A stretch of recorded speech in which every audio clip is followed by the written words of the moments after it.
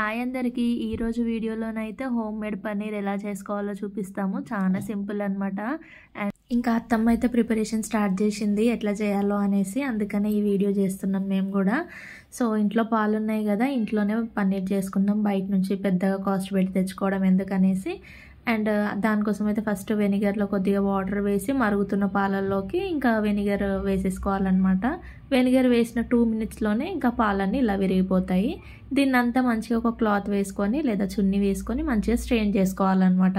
వీడియోలో చూపిస్తున్నాం కదా, ఆ రీతిగా స్ట్రెయిన్ చేసుకుంటే సరిపోతుంది.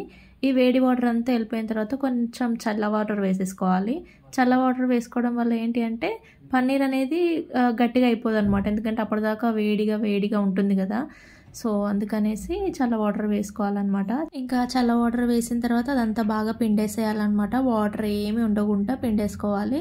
చల్ల వాటర్ కాబట్టి లాస్ట్కి కొద్దిగా అంటే ఇట్లా కొద్దిగా వాటర్ ఉంటే సరిపోతుంది అనమాట. సో ఇంకా వాటర్ అన్ని పిండేసిన తర్వాత ఒక ప్లేట్లోకి మంచిగా మీకు కావాల్సిన మంచి షేప్లో అలా పెట్టేసుకోవాలి. సో వీడియోలో చూపిస్తున్నాం కదా, ఇంకా పన్నీర్ అయితే ప్రిపేర్ అయిపోయిందనమాట.